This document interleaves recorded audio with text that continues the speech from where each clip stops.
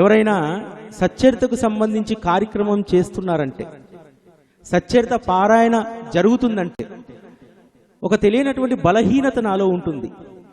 అక్కడి ఖచ్చితంగా వెళ్ళాలి, ఆ గ్రంథరాజ్యం గురించి మాట్లాడాలి, ఆ గ్రంథరాజ్యాన్ని అమితంగా ప్రేమించేటువంటి మీలాంటి వారిని చూడాలి అనేటువంటి ఒక బలహీనత. మనిషికి అనేక రకాలైనటువంటి బలహీనతలు మనల్ని కృంగదీస్తాయి, నాశనం చేస్తూ ఉంటాయి.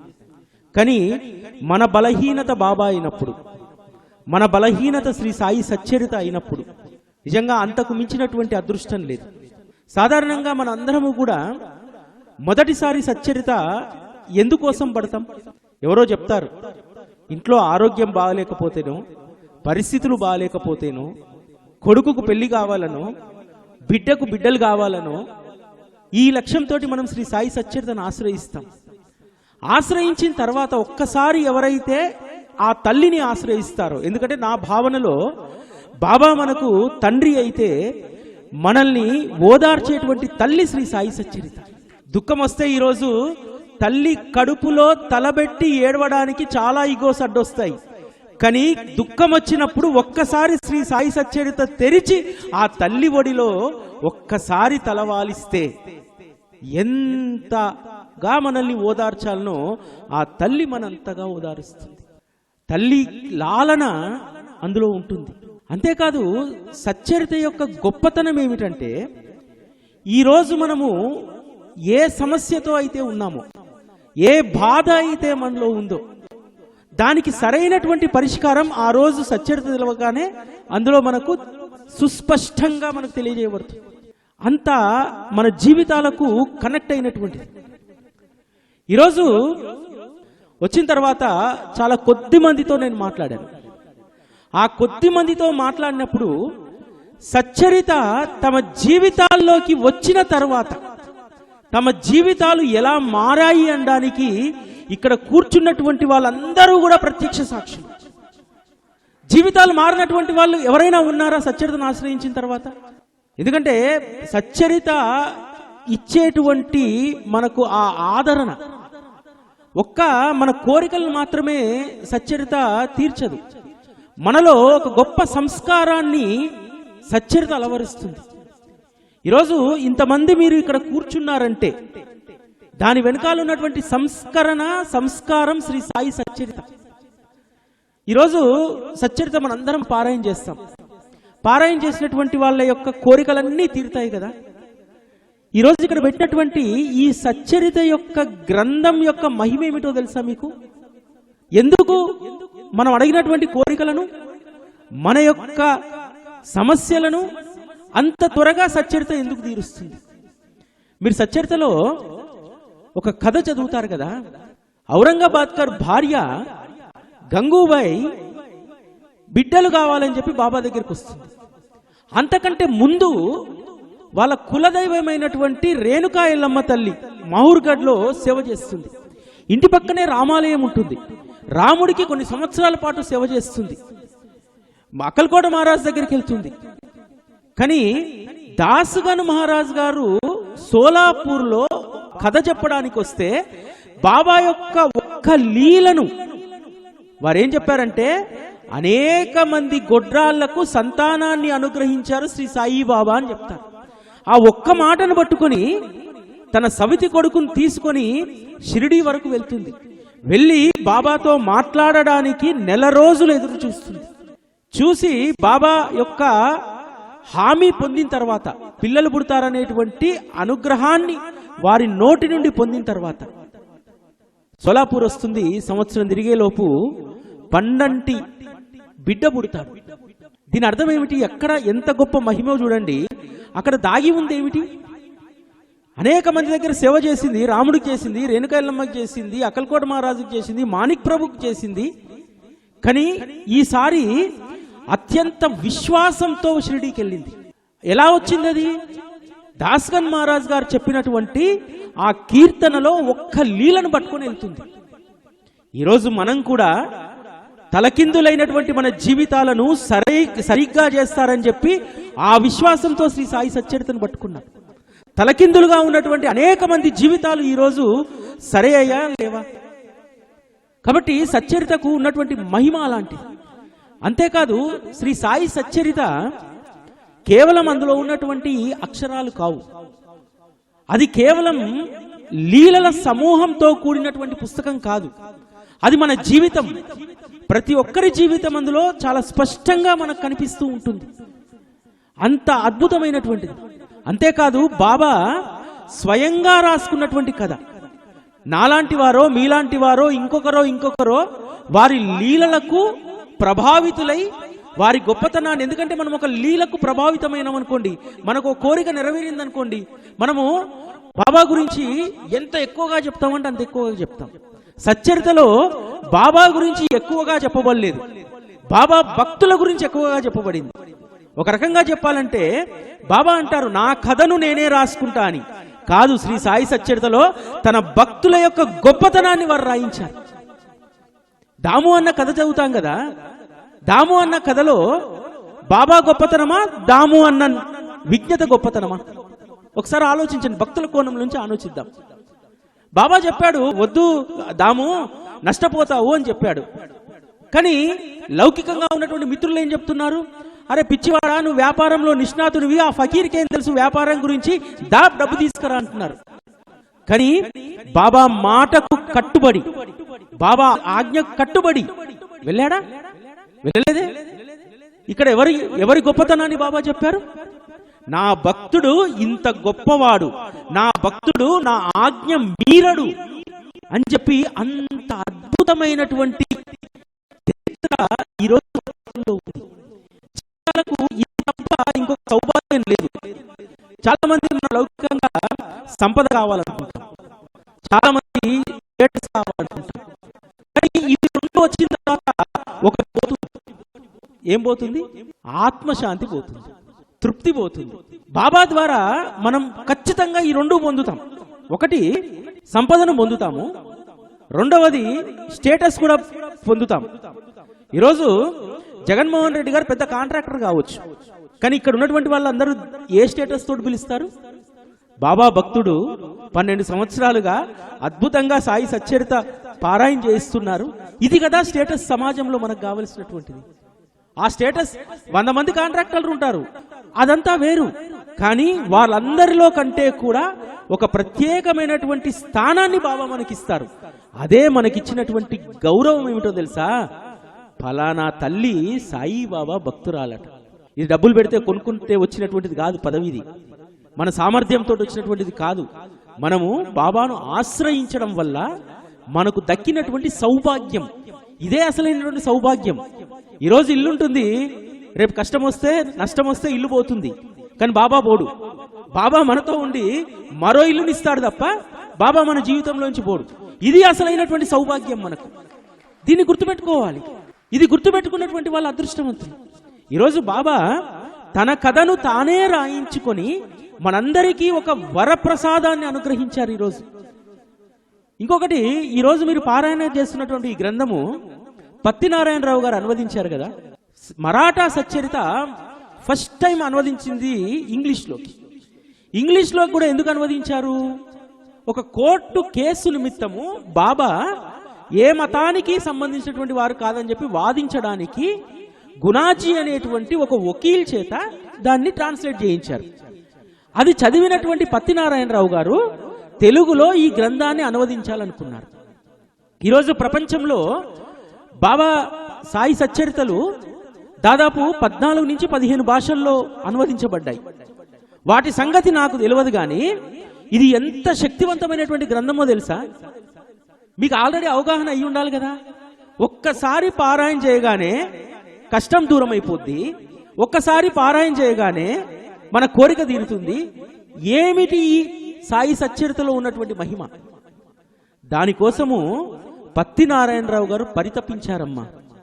ఆ గ్రంథాన్ని రాసుకొని పేపర్లలో ఆ రోజు రాసుకొని, డిటిపి ఆ రోజుల్లో లేదు, ఆ గ్రంథాన్ని రాసుకొని అన్ని జ్యోతిర్లింగ క్షేత్రాల్లో కేదారినాథ్తో సహా అన్ని జ్యోతిర్లింగ క్షేత్రాల్లో ఆ సచ్చరిత గ్రంథాన్ని పారాయణ చేశాడమ్మా. అన్ని శక్తిపీఠాల్లో ఆ గ్రంథాన్ని పారాయణ చేశాడు. ఆ పుస్తకం ముద్రించబడాలి, అది అందరి చేతుల్లో ఉండాలని చెప్పి ఒక్కడే 1,000,000 నామజపం చేశాడమ్మా. అందుకని అంత శక్తి ఆ శ్రీ సాయి సచ్చరితకు వచ్చింది. ఊరికే రాలేదు, ఏది ఊరికే రాదమ్మా. అది ముద్రించాలనేటువంటి తపన కలిగినటువంటి పత్తినారాయణరావు గారు. ఎందుకంటే ఈరోజు పత్తినారాయణరావు గారి యొక్క గ్రంథాన్ని మీరు పారాయణ గ్రంథంగా తీసుకున్నారు. చాలా చోట్ల నేను చూస్తూ ఉంటాను, ఈ గ్రంథం కాకుండా వేరే గ్రంథాలను పారాయణ చేస్తూ ఉంటారు. ఆ గ్రంథాలను పారాయణ చేస్తే ఫలితం చాలా తక్కువగా ఉంటుంది. అది 20% ఫలితాన్ని ఇస్తే, సంస్థానం ప్రచురించేటువంటి పత్తినారాయణరావు గారి గ్రంథము 100% ఫలితాన్ని ఇస్తుంది. ఎందుకంటే అది ఆశీర్వదించబడ్డటువంటి గ్రంథం. పత్తినారాయణరావు ఎక్కడో శ్రీకాకుళంలో ఉంటే పిచ్చుక కాలుకు దారం గట్టి లాగినట్టు షిరిడీ వరకు లాగి తన పనిని చేయించుకున్నారు. ఇంకోటి ఏంటో తెలుసా అమ్మా, సచ్చరిత ఇంత పవిత్రంగా ఇంత మహిమాన్వితంగా ఉండడానికి కారణం ఏమిటో తెలుసా? సచ్చరిత ఓవి టు ఓవి రాసినటువంటి, బాబా అనుగ్రహంతో రాసినటువంటి హేమాడ్ పంతు తన అహంకారాన్ని పూర్తిగా త్యజించి, ఈ పుస్తకం రాసినటువంటిది నేను కాదు, సాక్షాత్తు సాయిబాబానే, వారే సరస్వతి అయి ఓంకార వీణ చేతబూని వారు రాసుకున్నటువంటి గ్రంథం అన్నాడు. అందుకని ఆ గ్రంథానికి అంత మహిమ వచ్చింది. అంటే హేమాడ్ పంతుకు అహంకారం అనేటువంటిది లేదు కాబట్టి అది వచ్చింది. రెండవది, మనకు తెలుగులో ట్రాన్స్లేట్ చేసినటువంటి మొదటి గ్రంథం పత్తినారాయణరావు గారు కదా. పత్తినారాయణరావు గారు ఈ గ్రంథం ముద్రణ అయిన తర్వాత వారు ఎక్కడున్నారు, వారి కుటుంబం ఏమిటి, వారి పరిస్థితి ఏమిటి, ఈరోజు తెలుసుగా నాలాంటి వాడేవాడని ఇటువంటి పుస్తకం రాస్తే మెడలో దండలేసుకుని ఊరేగుతాం. కనీసం పత్తినారాయణరావు గారు ఈ పుస్తకం రాసిన తర్వాత వారు ఎక్కడున్నారు, ఎటుపోయారు అనేటువంటి విషయం కూడా ఎవరికి తెలియదు. ఇక్కడ పత్తినారాయణరావు అనేటువంటి వారు లేరు. ఈ గ్రంథంలో ఎవరున్నారు? శ్రీ సాయిబాబానే ఉన్నాడు. అదేవిధంగా ఓవి టు ఓవి గ్రంథం మనెమ్మ గారు రాశారమ్మా. మనెమ్మ గారు వారి జీవితం అంతా కూడా ఉద్యోగం చేసుకుంటూ ఆ మరాఠా భాష నేర్చుకొని షిరిడీలో ఆ రోజు ఉండడానికి కూడా వసతి లేకపోతే గురుస్థాన్లో పడుకొని ఒక చీర దండం మీద మరొక చీర ఒంటిపైన వేసుకొని అక్కడక్కడ ఇళ్లల్లో భిక్ష చేస్తూ ఆ గ్రంథాన్ని ఓవి టు ఓ గ్రంథాన్ని రాశారమ్మా. రాసి తనకు ఏ హక్కు లేదు ఈ గ్రంథం పైన అని చెప్పి సంస్థానానికి అప్పగించారు. అందుకనే మనెమ్మ గారు రాసినటువంటి ఓవి టు ఓవి గ్రంథానికి అంత శక్తి ఈ రోజు ఉంది. కాబట్టి శ్రీ సాయి సచ్చరిత మనం చూస్తే అది బుక్ లాగా కనిపిస్తుంది. కానీ నేను ఒక సత్యాన్ని ఎప్పుడూ చెప్తుంటానమ్మా, సత్యాన్ని మనం గ్రహించాలి. బాబా ఎక్కడ లభిస్తాడు, ఎక్కడ మనకు దొరుకుతాడు? బాబా ఎక్కడ దొరుకుతాడు? శ్రీ సాయి సచ్చరితలోనే దొరుకుతాడు. హేమాడ్ పంత్ రాస్తారు, భవిష్యత్ తరం బాబాను చూడలేదనేటువంటి, అంటే భౌతికంగా బాబాను చూడలేదనేటువంటి ఆ లోటు లేకుండా ఉండడానికి ఆ శ్రీ సాయి మహారాజ్ నా చేత వారి యొక్క చరిత్రను రాయించుకుంటున్నారు. ఆ చరిత్ర చేతిలో ఉన్నటువంటి వారి చేతుల్లో బాబా ప్రత్యక్షం అవుతారనేటువంటి విషయాన్ని రాస్తారు. అంతే కదమ్మా. బాబా ఎక్కడ లభిస్తాడు మనకు? ఆ విగ్రహంలోనా, మందిరంలోనా? కాదు. మనము సచ్చరిత చేతబూనితే ప్రతి అక్షరంలో శ్రీ సాయి బాబా మనకు కనిపిస్తారు. ఇది పుస్తకం కాదమ్మా, అక్షరాలు కాదు. అక్షర గులికల సంజీవనం అమోఘ లీలల సారం లీలా మానుష చరితం సచ్చరితం సాయి చరితం. భక్తుడు చేతిలో భగవంతుడే కలమై కదిలిన చరితం కమనీయ కావ్యం. అంత గొప్ప సచ్చరిత ఈరోజు మన చేతిలో ఉండడం, దాన్ని చదవగలగడం పూర్వజన్మ సుకృతం. సచ్చరిత పారాయణ చేయడం మాత్రమే కాదమ్మా, అది మన జీవితాలకు ఏం నేర్పిస్తుందనేటువంటి విషయాన్ని కూడా మనం గ్రహించాలి. ప్రతి ఒక్క లీలలో కూడా నిగూఢమైనటువంటి అర్థం ఉంటుంది. ఒక్కొక్క లీల ఒక్కొక్క రకంగా కనిపిస్తుంది. సాధారణంగా అందరూ 15వ అధ్యాయం చదువుతారు. 15వ అధ్యాయం ఇష్టం లేని వాళ్ళు ఎవ్వరు ఉండరు తెలుసా. చోల్కర్ చక్కెర కదా, చోల్కర్ బాబాకు మొక్కుకొని చక్కెరను వదిలేశాడు, నేను కూడా రొట్టెను వదిలేస్తాను, నేను అన్నం వదిలేస్తాను. అది కాదు. అక్కడ మనం చూడాల్సినటువంటిది చోల్కర్ యొక్క కమిట్మెంట్. దండం పెట్టలే, బాబా నా దగ్గర షిరిడీకి రావడానికి డబ్బులు లేవు, కుదిరినప్పుడు వస్తానులే, నన్ను క్షమించు అని చెప్పి అనలేదు. వెళ్ళడానికి కావలసినటువంటి మార్గాన్ని అన్వేషించాడు. వెళ్ళాలంటే డబ్బు కావాలి, డబ్బు కావాలంటే దేని త్యాగం చేయాలి? చక్కెరను త్యాగం చేయాలి. మనము కేవలం టీలో చక్కెరను త్యాగం చేశారనుకుంటామమ్మా చౌల్కరు. అసలు చక్కెర కొనడమే మానేస్తారు. ఎన్ని పండుగలకు స్వీట్ లేనటువంటి పర్వదినాలు ఎన్ని చేసుకొని ఉంటారు. అక్కడ మనం చూడాల్సినటువంటిది కమిట్మెంట్. కోరిక కోరడం కాదు, కోరిన తర్వాత సద్గురువుకు మనం ఏ ప్రామిస్ అయితే చేశామో ఆ ప్రామిస్ నిలబెట్టుకోవడానికి చోల్కర్ లాగా నేను ఉండాలనుకోవాలి. చోల్కర్ చక్కెర వదిలేస్తాడు, నేను అన్నం వదిలేస్తాను, లేకపోతే నాకు ఇష్టమైన వంకాయ కూర వదిలేస్తాను, నాకు ఇష్టమైనటువంటి ఇంకోటి వదిలేస్తాను, నా కోరిక ఇది కాదు. అక్కడ చెప్పినటువంటి విషయం చాలా అద్భుతమైనటువంటిది. కానీ మనం కేవలం ఒక కోణంలో నుంచి ఆలోచిస్తాం. దాంట్లో ప్రతి లీలలో కూడా అదే ఉంటుంది. అందుకనే జగన్మోహన్ రెడ్డి గారు రేపటి నుంచి రేపు ఒక్క రోజంతా కూడా రేపు మొత్తం కూడా సచ్చరితకు సంబంధించినటువంటి దాంట్లో ఉన్నటువంటి సారాన్ని, లీలల్లో ఉన్నటువంటి దాన్ని చెప్పండి. నేను అడిగాను, ఒక 2 గంటల్లో సరిపోతుందా సార్ అన్న. లేదు, రేపు ఉదయం నుంచి సాయంత్రం వరకు మీరు లీలల్లో ఉన్నటువంటి రహస్యాన్ని చెప్పాలి అని చెప్పారు. తప్పకుండా అని చెప్పారు. నాకున్నటువంటి అదేంటంటే, ఒక్కసారి నేను మాట్లాడడం ప్రారంభిస్తే ఒక 3 గంటలు 4 గంటల వరకు మంచి నీళ్లు కూడా తాగకుండా మాట్లాడతా. అది బాబా ఇచ్చినటువంటి శక్తి. ఎందుకు మంచినీళ్ళు కూడా నాకు అవో చెప్పనా? అద్భుతమైనటువంటి సచ్చరితలో ఉన్నటువంటి అమృతం గొంతులో స్రవిస్తూ ఉంటే ఇంకా మంచినీళ్ళు ఏమవసరం?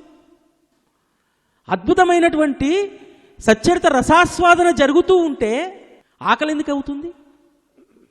ఆకలి దప్పికలను మరిపించగలిగేటువంటి శ్రీ సాయి సచ్చరిత. హేమాడ్ పంత్ రాస్తారు, ఆ దివ్యమంగళ రూపాన్ని చూసిన తర్వాత నా ఆకలి దప్పికలు హరించకపోయాయి అని రాస్తాడు. ఏ ఆకలి దప్పికలు? మనం జనరల్గా ఆలోచిస్తే మనం తినేటువంటి ఆహారం నీరు. కానీ హేమాడ్ పంత్ ఆకలి దప్పికల గురించి రాశారు కదా. ఆకలి దప్పికలు ఏమిటో తెలుసా మీకు? కోరిక, వ్యామోహం. కోరిక అనేటువంటిది ఆకలి లాంటిది, వ్యామోహం అనేటువంటి దాహం లాంటిది. కాబట్టి హేమాడ్ పంత్ చెప్పాడు, అద్భుతంగా చెప్పాడు. ఆ సుందరం మూర్తిని చూడగానే ఆకలి దప్పికలు హరించకపోయాయి. కాబట్టి సచ్చరిత మనం 12 సంవత్సరాలుగా చదువుతున్నాము. ఈరోజు రాత్రి ఆలోచించండి, మన ఆకలి దప్పికలు హరించకపోయాయా లేవా? ఇంకా ఆకలి దప్పికలతోనే మనం ఉన్నామా? నాకు తెలిసి బాబాను ఆశ్రయించిన తర్వాత ఆకలి దప్పికల గురించి ఆలోచించాల్సిన అవసరం లేదు. నెంబర్ 1. నెంబర్ 2, ప్రత్యేకంగా ఏమీ కోరాల్సినటువంటి అవసరం లేదు ఆయన్ని. ఈ 2 విషయాలు ఎవరి మనస్సుకైతే పడతాయో వాళ్ళ అదృష్టవంతులు.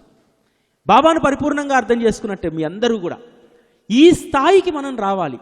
సచ్చరిత ఎంతసేపు కోరికల కోసం కాకుండా అద్భుతమైనటువంటి తృప్తిని, సచ్చరిత అంతా ఒక మిక్సీలేసి తీస్తే ఒక పదార్థం వస్తుందమ్మా.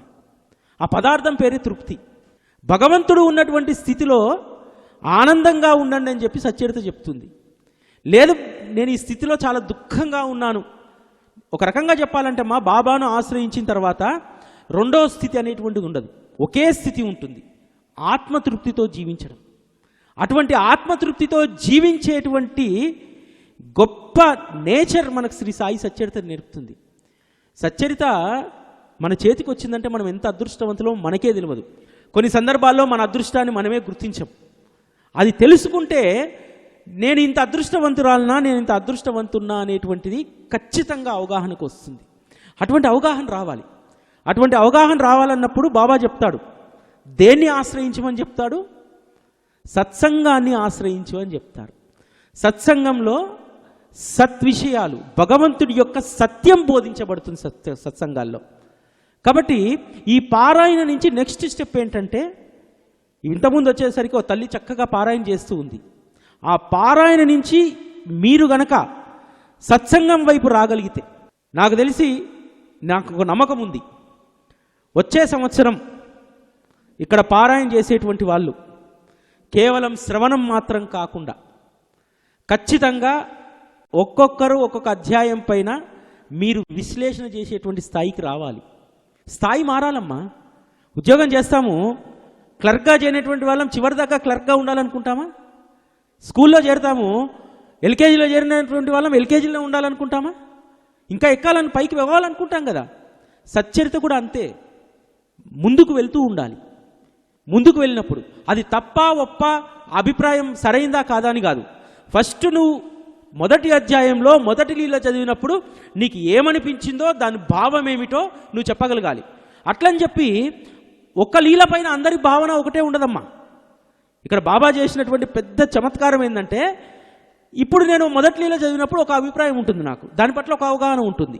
రెండోసారి చదివినప్పుడు ఇంకొక అవగాహన ఉంటుంది. పరిణితి పెంచుతాడు.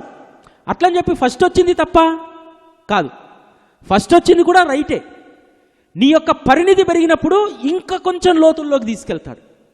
కాబట్టి సచ్చరితలో ఆ లోతుల్లోకి వెళ్ళేటువంటి ఒక గొప్ప అవకాశం మనకుంది. కాబట్టి ఆ అవకాశాన్ని మనందరం కూడా సద్వినియోగపరుచుకుందాం.